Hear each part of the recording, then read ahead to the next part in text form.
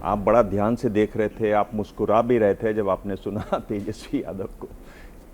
इनके बयान में कितनी सच्चाई है? क्या वाकई आप उनसे मिले थे, कहा था मन नहीं लग रहा है, जाना है, आना है, क्या है? देखिए, तेजस्वी जी को पता ही नहीं कि एक परिवार की पार्टी के वो नेता हैं और मैं भारतीय जनता पार्टी का कार्यकर्ता हूँ। जिस समय की वह बात कर रहे हैं उस समय मैं भारतीय जनता पार्टी का सांसद और बिहार प्रदेश भारतीय जनता पार्टी का अध्यक्ष था।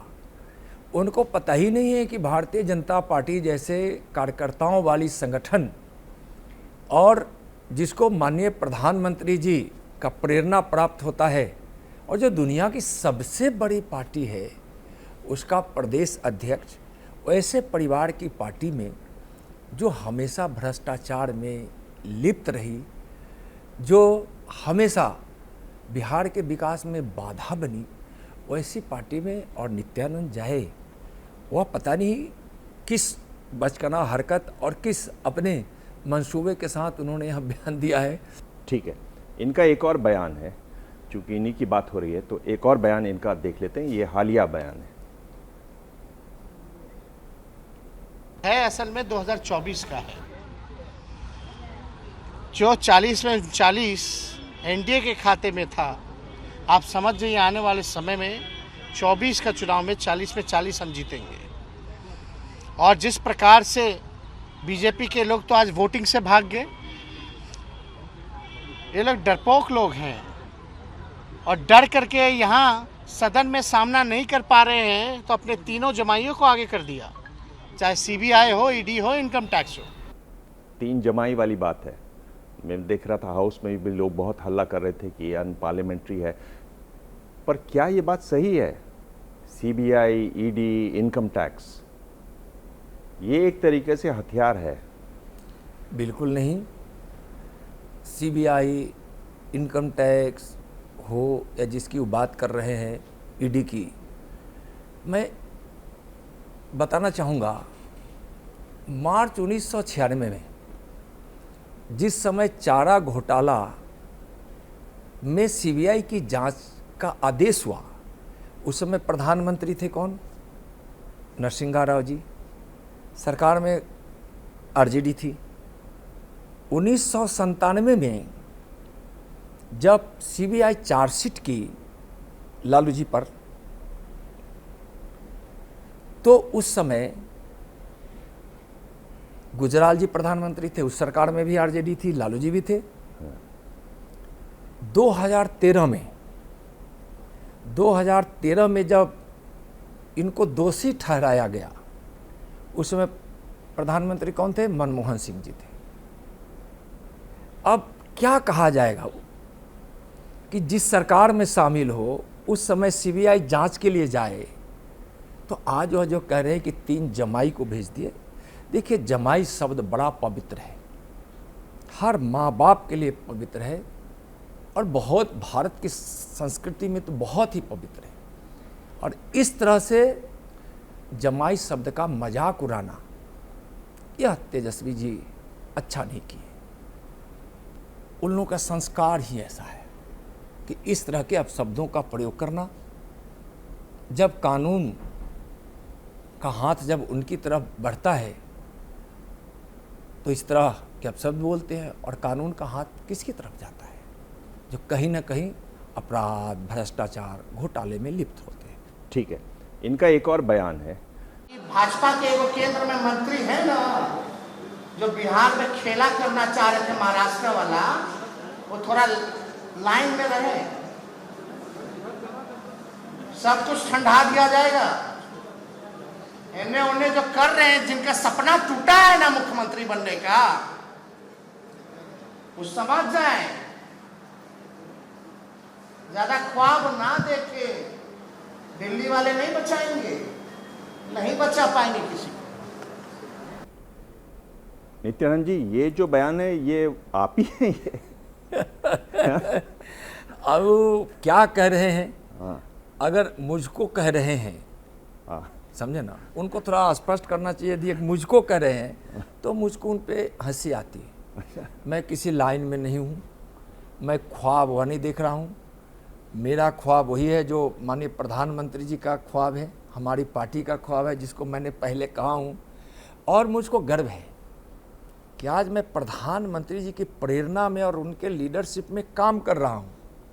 और जो यहाँ अवसर प्राप्त है तो शायद मुझको समझ में नहीं आ रहा है कि कुर्सी लोलुपता और सीएम और परिवार, पिताजी सीएम, माँ सीएम, हम सीएम, उसके बाद कोई फिर हमारे परिवार का सीएम, फिर आने वाला कोई सीएम, न जाने कई पीढ़ी के लिए वह सीएम की कुर्सी को आरक्षित करने की भाषा बोल रहे हैं। और ये तो धमकी की भाषा है, धमकाना है। और यह तो इस तरह का धमकाना क्या किसी को शोभा देगा क्या?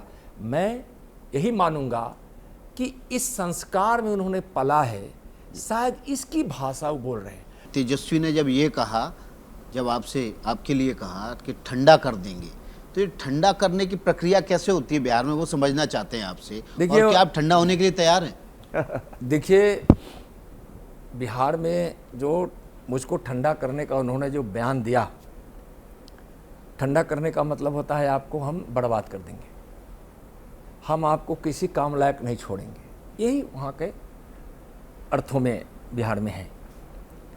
और मैं आपको बताऊं, इस पार्टी आरजेडी की पार्टी के स्वभाव में है ठंडा कर देना, बर्बाद कर देना, समझे ना, दबंगई के साथ किसी को रोकने का प्रयास करना। तो बड़े बड़े लोगों को ठंडा करने का ही प्रयास करते हैं। अब वो लोग, मैं तो छोटा आदमी हूँ, किसान का बेटा हूँ, मैं अभी भी गाय भैंस पालता हूँ, मैं तो बहुत छोटा आदमी हूँ। अगर उनका इरादा है मुझको ठंडा करने के लिए तो मैं ठंडा होने के लिए तैयार हूँ। ठंडा होने के लिए आप तैयार हैं? ठंडा होने के लिए तैयार है मतलब नित्यानंद जी, आपको तो ऐसी ठंडा करने वाली मशीन को ही बंद कर देना चाहिए ताकि कोई ठंडा ना किया जाए। नहीं, जिस प्रवृत्ति से कर रहे हैं तो मैं क्या करूं? मैं उनके संस्कार का तो नहीं हूं कि मैं भी कहूं कि मैं, आप हमको क्या ठंडा करेंगे, मैं आपको ठंडा कर दूंगा। उनको शौक है मुझको ठंडा करने का, तब ठंडा करने का प्रयास करें, ठंडा कर दें। मैं तो कमज़ोर आदमी हूँ, छोटा आदमी हूँ। ठंडा करने की प्रवृत्ति यह दर्शाता है कि फिर, और इनका बयान कि गुंडा राज, अराजक राज, जंगल राज 3 का यह आगमन है। और कोई गृह राज्य मंत्री को कहे ठंडा कर देने का, कोई केंद्र से कोई आपको बचाने नहीं आएगा, तो उनको मैं क्या कहूँ? आपको क्या लगता है, ये जो तेजस्वी इतने आक्रामक हैं आप पर, ये जो बिहार में एक बड़ा सवाल है कि लालू यादव के बाद यादवों का नेता बिहार में कौन होगा, क्या वो मामला है इसमें? देखिए, भारतीय जनता पार्टी किसी जात के आधार पर किसी नेता का निर्धारण नहीं करती है। और दूसरा, मैं नेता नहीं हूँ, मैं भारतीय जनता पार्टी का कार्यकर्ता हूँ। और माननीय प्रधानमंत्री जिस सेवा कार्य में लगे हैं, सेवक बनकर देशवासियों का, उनके सहयोगी के रूप में मैं भी एक छोटा सा सेवक हूँ। तो हमारी पार्टी की भी नीति में यह कहीं नहीं कि हम कास्ट के आधार पर नेता खड़ा करेंगे। तो फिर कौन यादव का नेता होगा और कौन नेता नहीं होगा, यह भारतीय जनता पार्टी का विषय रहता है। भारतीय जनता पार्टी जरूर अच्छी व्यवस्था के लिए काम करती है। और मैं इसको नहीं मानता हूँ कि कोई जात का नेता बनना किसी के अच्छे संस्कार की बात है। यह तेजस्वी जी जैसे लोगों को, जो परिवार की बात की पार्टी है और जो सत्ता में किसी न किसी प्रकार से बनना चाहें, मैं प्रधानमंत्री जी के उस नीति जो सबका साथ, सबका विकास, सबके प्रयास के साथ काम किया जा रहा है, उस प्रधानमंत्री जी की उस नीति में विश्वास करने वाला हूं। मैं किसी कास्ट, किसी समुदाय, किसी क्षेत्र के प्रतिनिधि के रूप में और उसके नेता के रूप में काम करने का मुझको कोई शौक नहीं है। हाँ, जरूर मैं पार्टी के लिए काम करता हूँ। क्या मजबूरी है मेरी, बताइए। मैं अभी आपको बताती हूँ कि मैंने ओए होए होए होए होए, नमकीन के चटकारे लेते हुए टकटकी मार के डिबेट शो को पॉज रिपीट कर करके देख रहे हैं जोगिंदर जी। इनकी तरह आप भी देखें अपनी फेवरेट डिबेट्स को रिपीट कर और डाउनलोड कीजिए एबीपी लाइव ऐप अपने स्मार्ट टीवी पर।